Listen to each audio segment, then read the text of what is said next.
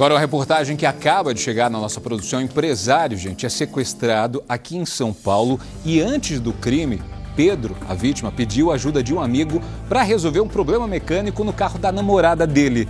Lúbia saía de um salão de beleza quando ligou para o Pedro dizendo que o carro estava com problema. A imagem que você vai ver mostra o amigo do empresário do lado de fora do carro. Ele coloca gasolina. Aí, de repente, gente, dois homens sobem ali pelo cantinho da parede, são violentos, obrigam o amigo a entrar no carro. Pedro já está lá dentro. Eles seguem para o salão de beleza e também obrigam Lúbia a entrar no veículo. No meio do percurso, Pedro e o amigo aproveitam o momento de distração dos criminosos e conseguem escapar. Lúbia foi encontrada em um hospital de uma cidade vizinha. Ela disse que viu os criminosos tentando fazer transações bancárias com o celular do namorado e que foi abandonada sozinha na rua. O caso, gente, teve uma reviravolta. Sabe por quê? Porque a polícia prendeu um dos suspeitos. O homem revelou que tinha sido contratado, tá? Ele teria dito aos policiais que o caso incluiria o nome da Lúbia. Disse que tinha sido contratado por ela para sequestrar Pedro. Sabe por quê? Nós vamos entender tudo na reportagem agora.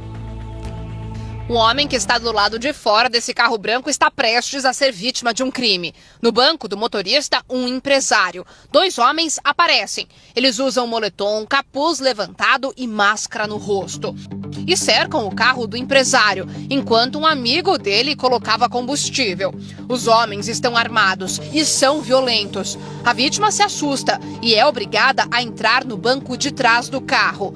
Pedro era o empresário que estava dentro do veículo, o verdadeiro alvo dos suspeitos. O que o empresário não imaginava é que o sequestro tinha sido planejado por alguém muito próximo.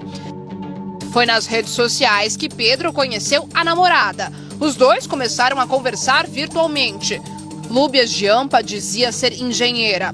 Os dois marcaram um encontro e a relação logo se transformou em namoro. Foram 2 anos de relacionamento. No dia do sequestro, Pedro recebeu uma ligação de Lúbia. Ela falou que tinha ido ao salão de beleza e que o carro deu defeito. Pedro chamou um amigo e os dois foram até o endereço onde Lúbia tinha estacionado o carro.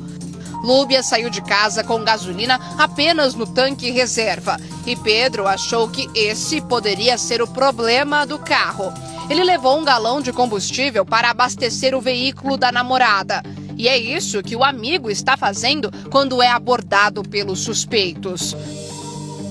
Depois de render o empresário e entrar no carro, os criminosos tentam dar partida, mas não conseguem.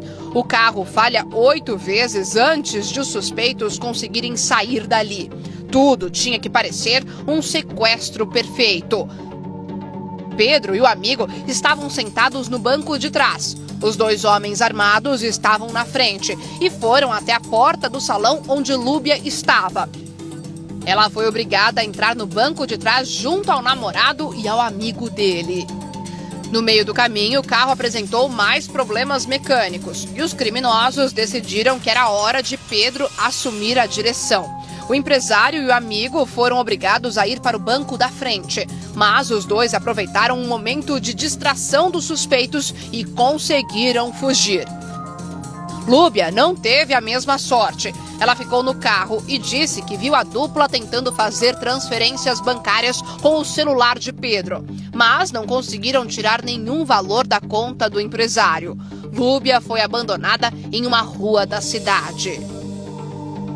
Lúbia foi levada para o hospital. Lá, ela contou que antes de ser abandonada, foi agredida e sofreu uma tentativa de abuso sexual. A polícia começou a investigar e localizou um dos suspeitos com o carro do empresário. O depoimento dele provocou uma reviravolta no caso. Ele acusou Lúbia de ser a mandante do crime. Disse que ela sabia que o namorado tinha R$500 mil na conta e que eles pediriam este valor de resgate. Segundo o suspeito, R$70 mil ficariam para Lúbia. O resto seria dividido entre os sequestradores.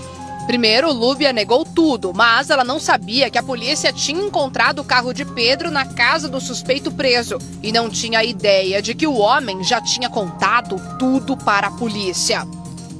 Foi a polícia que avisou Pedro que Lúbia era mandante do sequestro. Apesar de ficar surpreso, Pedro disse que sempre desconfiou das histórias que a namorada contava. Antes do falso sequestro, Pedro disse que Lúbia já tinha tentado tirar dinheiro dele, dizendo que tinha uma tia com câncer que precisava de ajuda financeira.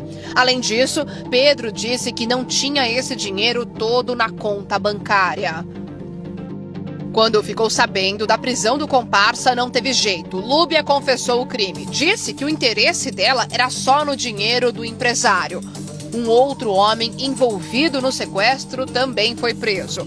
A polícia investiga o caso e disse que outros 2 já foram identificados e estão foragidos. A ousadia do caso chamou a atenção de especialistas. Apesar de ter conseguido fugir, o ideal é que as vítimas mantenham a calma e tentem contato com uma pessoa de confiança. Evitar exposição de bens, exposição da parte financeira, rotinas, saídas desnecessárias. Pedro trabalha com revenda de celulares e carros em São José dos Campos, no interior de São Paulo. Hoje, ele entende que a namorada é uma estelionatária. Apesar de ser engenheira, a jovem não tinha emprego fixo e era Pedro quem bancava as despesas de Lúbia. Para ele, o relacionamento dos dois não tinha problemas. Interesse? Já começou o relacionamento sabendo o que ia fazer? Só isso, né? Aí ele descobre que ele tem 500 mil reais na conta. Aí convida 2 caras para sequestrá-lo. Aí diz, olha, eu fico com 70, vocês ficam com 430. Que história maluca essa. Mas com 500, por que só 70 para ela? Não consegui entender essa história. E ela achou que a situação dela, a polícia não ia descobrir. O policial faz 3, 4 perguntas, descobre rapidinho. Colocou o sujeito na parede, perguntou o que é, ele entrega, principalmente numa situação como essa aqui. Mereceu ficar presa, que fique mais tempo até.